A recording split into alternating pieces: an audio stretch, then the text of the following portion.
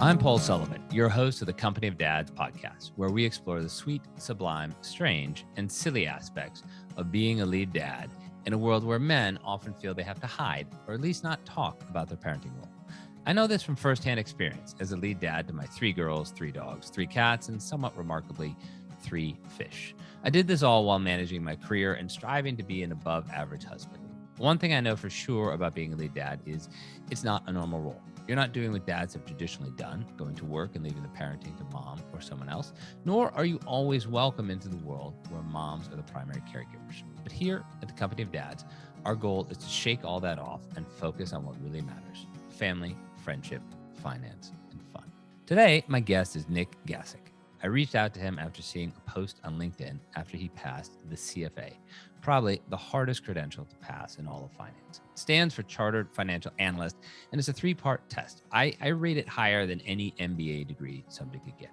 But what struck me was the photo.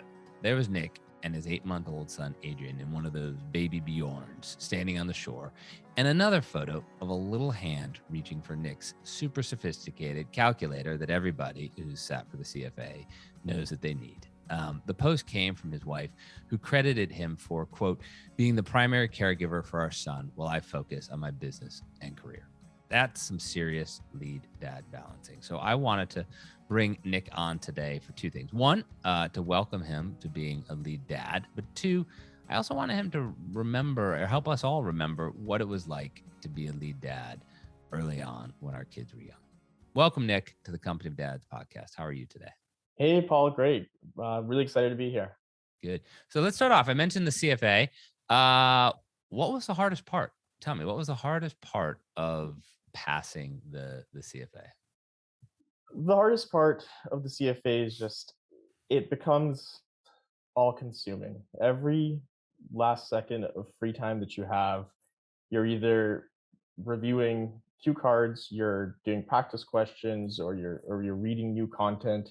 Um, there's just so much material to cover that it takes you a full year of full-time work just to get through it, and then trying to remember what you read 8 months earlier. I remember, like, one of the things that I find being difficult being a dad, being a lead dad is, if I'm just focused on being with my kids, it's awesome. If I'm just focused on being on doing work, I've got that covered.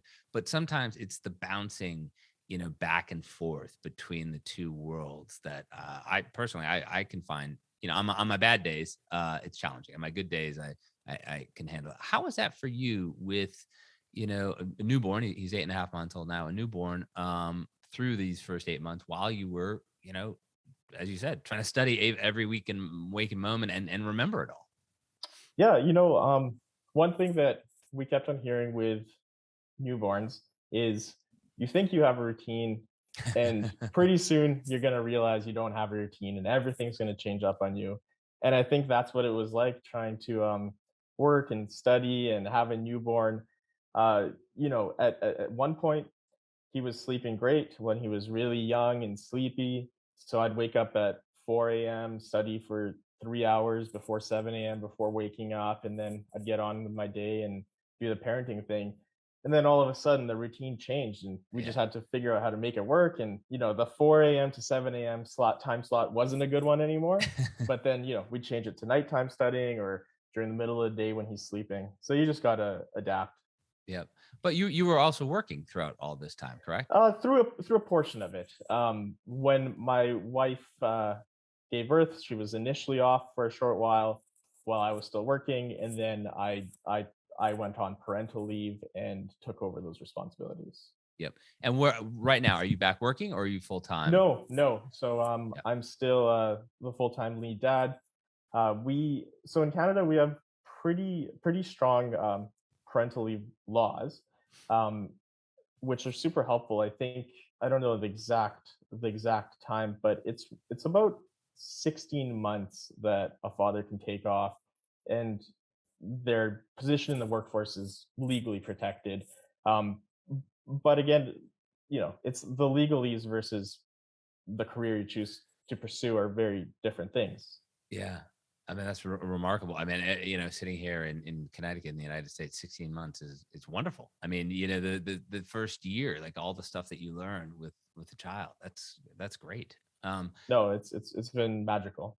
Talk about the decision. How did you, I know we talked sort of off air about, this is what it is now, which is I think how it is for, a lot of parents, just as, your son's schedule changed, life changed. But right now, how did you and your wife make the decision that you would be the one to take more of the extended parental leave, and she would take a shorter maternity leave and go back to work? Yeah, for sure. So, I mean, I'll start off by saying we both have great employers that we're super supportive over with this process. It's not just what the law says you're entitled to receive, but um, having a really supportive employer is very important. Um, my wife, her job is quite entrepreneurial. She's in finance as well. She's a portfolio manager, but she does personal wealth management. So she deals with high net worth individuals, Mhm. and she's spent many years building a business through her network, and it's a very entrepreneurial pursuit. Mine, on the other hand, I'm also a portfolio manager in finance. I manage a large bond portfolio for an institutional client. Um, but mine's not as entrepreneurial. There's people who can back me up. There's my roles can be split among other members of the team. So when we looked at, you know, I can leave my job for a short period of time Mhm. and go back to it, and nothing really would have changed for me. But when you're running your own business like she is, um, you can't just leave. It doesn't matter what you're entitled to in terms of legal protections for parental leaves. You can lose clients, you lose touch with the relationships that you have. It just wasn't practical for her to be away for a year or 18 months or longer and not Yeah. have a big impact on her career. Did you talk about this before your son was born, or was it just something that made sense, after he arrived? Yeah, no, we definitely spent a long time talking about it. And before we but when we were trying to figure out if we were even going to have kids, and at that time, we probably didn't even talk about me going off. Those Mhm. conversations just started talking about how is she going to handle her business? What's she going to do to strike the right balance between parenting and work and not have it impact her business? And it took a surprisingly long amount of time for us to put our heads together and say, "Hey, how about Nick take some time off?" That wasn't even a thought that really crossed our mind until well into this brainstorming. Um, so it's actually it's pretty funny in hindsight that it took us so long to get to that point. Yeah. When you talk to some of your friends who maybe are, lifelong friends, work friends, or new dad friends, what's their reaction been to you, taking on this role, at least for now? Yeah, everyone we've talked to has been really supportive. We're still younger. Like a lot of our friends don't have kids yet, Mm. so they don't really understand what that process is like. But I'll just say I was very hesitant to announce this, even when I had made this decision that I would be taking time off, and I had told my bosses, and they were all very, very supportive. Personally, I still felt really hesitant to, contact my entire professional network. I deal with a lot of finance people, a lot of bankers, Yeah. which is an industry like, Wall Street's a pretty, it, it has its, it has its traditions, and there's certain ways that you're expected to act when you're dealing with investment bankers, and it wasn't always the most progressive industry, and I was hesitant to make that announcement to my broader professional network. But when I did, I was actually really surprised at all the phone calls I got from long time um, investment bankers who said, you know what, that's an amazing opportunity. It's so cool that you get to do this. Um, Enjoy every minute of it. It passes by in a flash. So it's funny. Everyone I talked to was super supportive, and the biggest it was pretty much in my head, that having that reluctance to tell people. Yeah. Yeah. And now I agree with you completely because, one of the reasons why I started the Company of Dads was to sort of name it, to name, the role of being a lead dad, and in doing that to help create a community for lead dads, but also hopefully to help different companies see that this is a good thing. Like for your workforce, you want to have, you know, moms and dads sharing that responsibility. I mean, there's been all these stats, particularly down here in the States, about the second shift for moms. So your moms come home from work and they still have to keep going. And like if Mhm. you get more lead dads out there, um, sort of pulling their own weight. Let me ask you this though. Now that you're doing it, I've long joked that, here in the States, there's no lonelier person than the dad on a playground filled with moms. How have you found it, sort of out in the wild when you and Adrian go out? I talked about that really cute photo of the two of you, down by the water. But have you found other lead dads that you can talk to where you live, or are the moms or the caregivers in the parks, are they accepting? I mean, is it slightly different there than it is here? Yeah, that's a good question. I mean, I think I'd have to say that things are probably a little different right now because we have been living through this pandemic, and people have been a little bit more guarded in general, Mm, being around strangers. Like I'm certainly not going to uh to people's homes that I meet at the playground and having play dates. It's certainly not that level of um uh networking with these other parents. Um People are polite, but I think it's still weird when a group of moms is huddled around and then they see, a guy carrying a baby. It's you don't feel super welcome to join this circle and chat. yeah. um that being said, people are very welcoming, and a lot of people still want to stop and just talk about the baby or talk about the dog that's with us as well. So it's been good. It's been I mean, that's a win-win, Nick. If you got a cute baby and a cute dog, people are going to talk to you no matter what. yeah, we've got those bases covered. Yeah. What would you, when you think about this, and however long you do it, what have you learned so far? What have you learned from, taking on this role as a lead dad in a world where it's not, done that often or often enough? What have you learned that you didn't expect before you signed up to be the primary caregiver? What's been the most surprising thing for you? Well, the media thing I've learned, and I guess I've just I do view this as a job as well, is how much different it is than my office job. Like I have a by all accounts a very stressful office job, What, which you don't have people screaming at you at the office the way your son's screaming at you?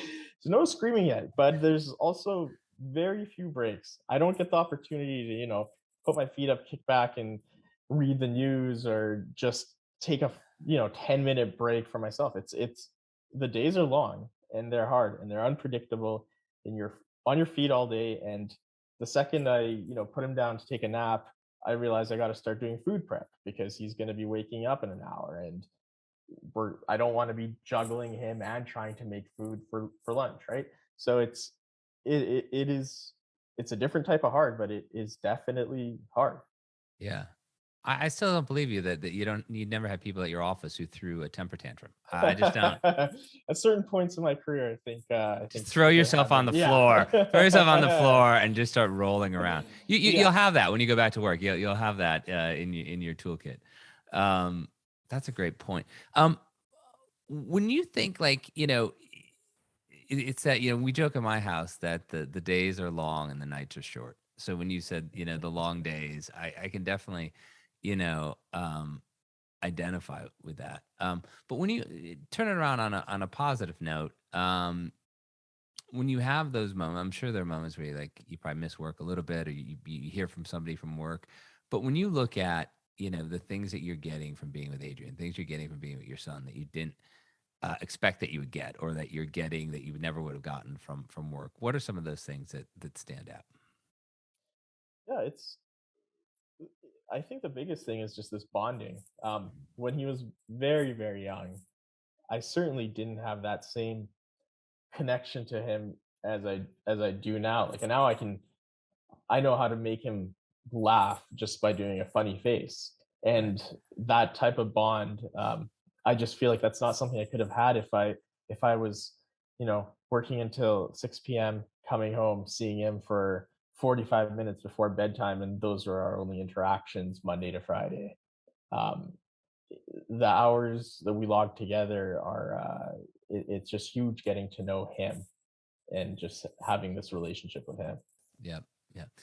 If you could think of one thing to sort of, that you've learned so far, that would help you be a better, lead dad, what would that one thing be? Would it be, support from other lead dads, support for the community, just longer days and more time? But what would you like? You know what? I think if anything, you know how you get all those parenting books and what to expect when you're expecting, etc.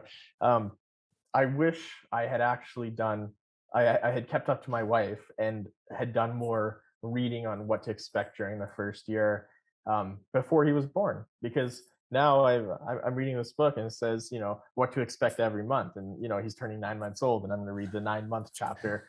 Um, and just trying to squeeze that reading in to know what to expect. I wish I had done that in advance. Just getting as much prepared in advance as you can. If that means reading the book, if that means getting the nursery ready, or picking out the diaper pail, just try and front load all the work as It, much as possible. Probably about, I don't know, 5, 6 years ago, we moved into a different house. We had more kids, we bought a bigger house. And I remember moving all of our books, and I was pulling out the books on parenting and being a dad. And I was like, and I probably pulled out, I don't know, 40 books. And I don't know if I'd read one of them. And I write books. I've written 2 books. I don't think I had read one of them. And some of them I'd start, and I was like, and I'm just putting them up. And so I know exactly where sort of the parenting corner is for advice in my house, but I've yet to read them. Maybe that's just a Yeah, dad thing. I don't know. Kind of like not asking for directions when we're driving. yeah, exactly, exactly. This has been great, Nick. Thank you for your time. I gotta just commend you again for passing the C.F.A. while doing Thank you. this. I think I think Adrian, he should get some credit for this. Clearly, that kid, Yeah. I he think knew what if he I was. hadn't passed, I probably would have been reluctant to try and do it again. If you hadn't passed, you would have had the best excuse ever. I mean, come on. I always like, to wrap these up by giving my guests the last word. So if you can think of, I'll give you the final thought, but, you know, what's it, talk about what it's meant to be a lead dad, and what, you think would be needed to create a bigger community for dads who are doing this. Like the whole experience has truly been, it is life changing. It really, it's magical. I don't know how to describe it. It's just been a fantastic experience. Zero regrets on deciding to go down this route. I think the biggest thing you can do to help make this more established, like I said earlier, Canada has very good laws, very strong laws to encourage this sort of thing. But for me, that wasn't the bottleneck. It wasn't 100% guaranteed that I'm going to have my job back when I return. It was my own reluctance to go down this path, given my career, given my profession. I think any dad that is considering doing this, um, will be surprised at how supportive other people are with this decision. I think just getting over that reluctance to tell, other coworkers, other professionals, whatever you do for a living, um, there's going to be a lot more support than you think in your network to go ahead and do this. That's great. Nick, thank you again for being my guest on the Company of Dads podcast. I really enjoyed talking with you today. Thanks so much, Paul.